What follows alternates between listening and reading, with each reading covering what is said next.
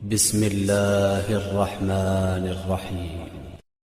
میرے محترم سننے والے، قادیانیوں کے بارے میں کسی الجھن کا شکار نہ رہیں۔ قادیانیوں کے بارے میں ہمارا نظریہ وہی ہے جو اہل سنت کا نظریہ ہے۔ اس ملک میں ہم نے قادیانیوں کو مل کر یہ ثابت کیا کہ وہ غیر مسلم ہیں۔ بھٹو صاحب کے زمانے میں یہ قرارداد اور پھر اس کو اسمبلی سے یہ کہنا غلط ہے کہ سیاستدانوں نے یہ تحریک پیش کی تھی۔ موجودہ وزیر اعظم نے اس طرح کی بات کی ہے۔ یہ کہنا غلط ہے کہ سیاستدانوں نے یہ تحریک پیش کی تھی، نہیں، یہ تحریک علماء نے پیش کی تھی اور سیاستدانوں نے، اس وقت کے سیاستدانوں نے حمایت کی تھی اور تائید کی تھی۔ اور ظاہر ہے عوامی مطالبات اور قومی مطالبات جب قانون ساز اداروں تک پہنچتے ہیں تو پھر وہاں سیاستدانی ہوتے ہیں جو ان کو تصویب کرتے ہیں یا ان کی تردید کرتے ہیں، ان کو پاس کرتے ہیں، ان کو تصویب کر لیتے ہیں یا ان کے خلاف چلے جاتے ہیں۔ لیکن یہ تحریک سیاستدانوں نے پیش نہیں کی تھی۔ میں زیادہ اس موضوع پہ رکنا نہیں چاہتا، صرف ان لوگوں کے لیے جن کے دماغ میں کوئی گوشہ قادیانیوں کے لیے محبت بھرا گوشہ ہے، ان کے لیے ایک جملہ کہہ کے آگے بڑھوں کہ ان کے جو موجودہ اس وقت کے رہنما ہیں، ان کے کلپس سوشل میڈیا پر موجود ہیں۔ ان کے سربراہوں کا کہنا یہ ہے کہ واقعہ کربلا معاذ اللہ نقل کفر نباشد غلط ہوا، موجود ہیں۔ کم سے کم حسین کا عزادار قادیانی کے بارے میں اچھی رائے نہیں رکھ سکتا۔ صلوات پڑھیں ذرا محمد والے۔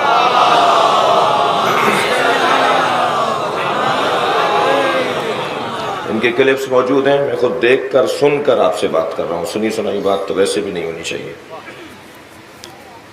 وہ کہتے ہیں کہ ان کی مجمع میں ایک شخص نے سوال کیا کہ ہمارے ہاں حسین ابن علی کا ذکر نہیں ہوتا، کربلا کی بات نہیں ہوتی۔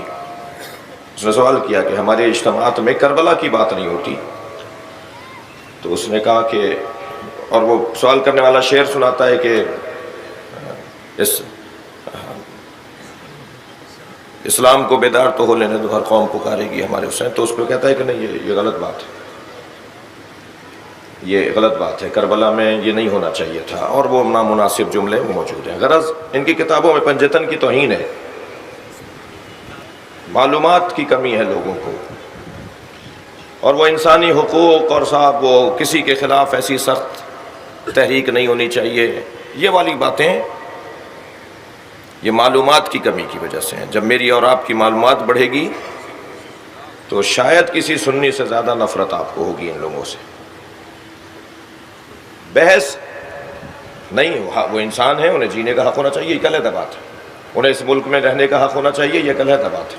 یہاں تو ہندوؤں کو، یہودیوں کو، عیسائیوں کو، سب کو جینے کا حق ہونا چاہیے۔ میں تو کل کی مجلس میں کہہ چکا ہوں، ہم علی کے ماننے والے ہیں، مولا یہودیوں اور عیسائیوں کو جینے کا موقع دے رہے ہیں۔ بحث یہ نہیں ہے کہ ان کا گلا کاٹ دو، نہیں، یہ غلط بات ہے۔ انسان ہیں، شہری ہیں، پاکستانی ہیں، یہاں کے رہنے والے ہیں، کوئی بھی ہو، کسی مسلک کا ہو، اسے جینے کا حق ہے، اسے سانس لینے کا حق ہے، اس کا وہی حق بنتا ہے جو کسی شیعہ کا بنتا ہے، کسی سنی کا بنتا ہے، کسی مسلمان کا بنتا ہے۔ یہ ایک علیحدہ بحث ہے۔ عزیزان گرامی، انکار رسالت نبی کے زمانے میں بھی رہا۔ یہ مسیلمہ کذاب دعوی نبوت کر رہا تھا، اور عجیب داستانیں ہیں۔ جتنے بھی ایسے لوگ آئے ہیں، میرا اپنا مطالعہ ہے، میں نے 10-15 لوگ ایسے تلاش کیے ہیں تاریخ میں، یہ سارے کے سارے نفسیاتی بیمار تھے۔ اس وقت میں یہ طب کا یہ شعبہ زیادہ مضبوط نہیں تھا، ورنہ انہیں کچھ 2-4 ٹیبلٹس کھلائی جاتی تو ان کی طبیعتیں بحال ہو جاتی۔ اس طرح کی پھر باتیں ہی نہ کرتے۔ زیادہ تر بیمار تھے، دماغی بیمار تھے، جو انہوں نے دعوی نبوت کیا، اس طرح کے انداز اپنائے، ایسی باتیں کی کہ جو ایک پورا گروپ بنا کے چلے گئے، پوری ایک جماعت بنا کے چلے گئے، پورا ایک مذہب بنا کر چلے گئے۔ البتہ جس بھی باطل مذہب کے پیچھے پیسہ کار فرما رہا، اس کی عمر لمبی نہیں رہی۔ یہ علی کے چاہنے والوں کی داستان ہی کچھ اور ہے۔ ان کے پیچھے تو ان کے خلاف پیسہ لگا ہے، تب یہ حال ہے۔ सलवात पढ़े ज़रा मोहम्मद व आले मोहम्मद।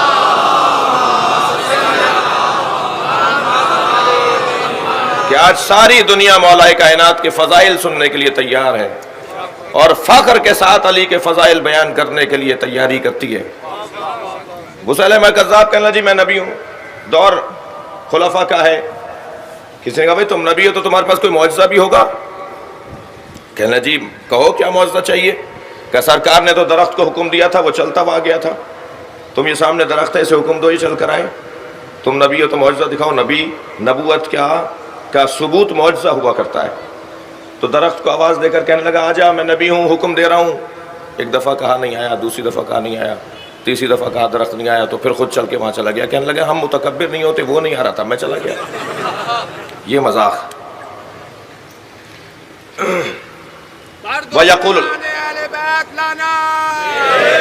वयक़ूलुल्लज़ीना कफ़रू लस्ता मुरसला, जो लोग कुफ्र इख्तियार कर चुके हैं, जो काफिर हैं, वो कहते हैं और कहते रहेंगे कि आप भेजे हुए रसूल नहीं हैं। नबी के ज़माने में भी इनकार रिसालत, नबी के बाद भी नबी की रिसालत का इनकार रहा, और आज तक भी कुछ ना कुछ ऐसी मिसालें नज़र आती रहती हैं।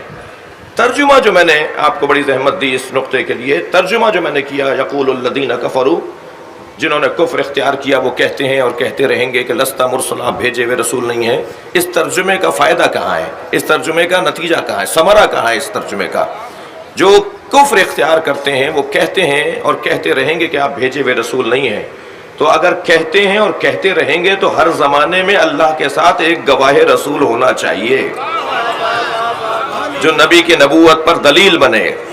अजीज़ान गिरामी, इस आय करीमा के मिस्दाक ढूंढने जब निकलेंगे तो सारे मुसलमान बंद गली में खड़े हैं। अली के चाहने वालों को रास्ता मिलता है कि आज नबी की नबूवत पे अगर गवाह है तो उसे इमाम मेहदी कहते हैं। सलवात पढ़ेंगे मोहम्मद व आले मोहम्मद।